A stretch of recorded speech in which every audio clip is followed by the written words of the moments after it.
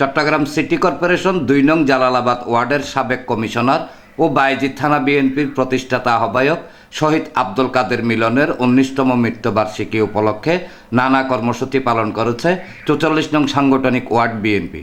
বুধবার বাদে জোহর বায়েজিদ বোস্তামি দরগা কবরস্থানে শ্রদ্ধাঞ্জলি অর্পণ, মরহুমের রুহের মাগফিরাত কামনা করে মোনাজাত করা হয়।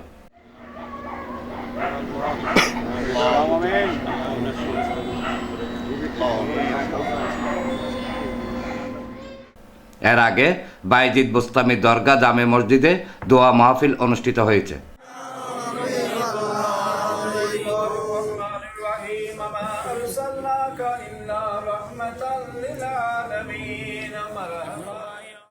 ওয়ার্ড বিএনপির আহ্বায়ক মোহাম্মদ মামুন আলমের সভাপতিত্বে এবং সদস্য সচিব জাফর আহমেদ খোকনের সঞ্চালনায় অনুষ্ঠানে প্রধান মেহমান ছিলেন কেন্দ্রীয় যুবদলের সহসভাপতি ও চট্টগ্রাম মহানগর যুবদলের সাবেক সাধারণ সম্পাদক মোহাম্মদ শাহেদ। বিশেষ মেহমান ছিলেন বায়েজিদ থানা বিএনপির সাবেক সভাপতি আবদুল্লাহ আল হারুন, চট্টগ্রাম মহানগর কৃষক দলের সদস্য সচিব সাবের আহমেদ টারজান সহ আরও অনেকে। আমাদের সবার প্রিয় নেতা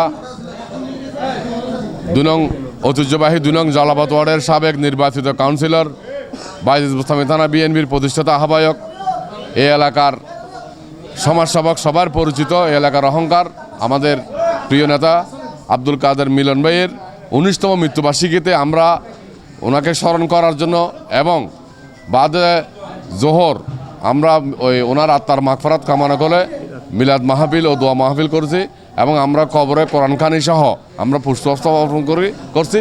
আজকের দিনে আমরা মহান আল্লাহর দরবারে ফরিয়াদ করব আমাদের প্রিয় নেতা মিলন ভাইকে আল্লাহ দানা বেহেশতের সর্বোচ্চ স্থানে অধিষ্ঠিত করে। সবাই বলেন আমিন আমিন। হ্যাঁ, উনি 111-এর প্রতিহিংসার শিকার এবং সেই শিকার উনি আমাদের মাছ থেকে হারিয়ে গেছে। উনি অত্র এলাকার বিএনপির প্রতিষ্ঠাতা ছিল এবং উনি এই এলাকার শ্রমিক দল করছে আমাদেরকে, আমরা তখন খুব ছোটো ছিলাম। উনি শ্রমিক দলের মাধ্যমে উনি এখানে প্রতি ঘরে ঘরে বিএনপি প্রতিষ্ঠিত করছে। মিলন ভাই আজকের ওনার ১৯তম মৃত্যুবার্ষিকীতে আমরা ওনাকে শ্রদ্ধার সাথে স্মরণ করি। আল্লাহ যেন ওনাকে বেহেশত নসিব করো। এনামুল হক লিটন, প্রগতি 24 টিভি।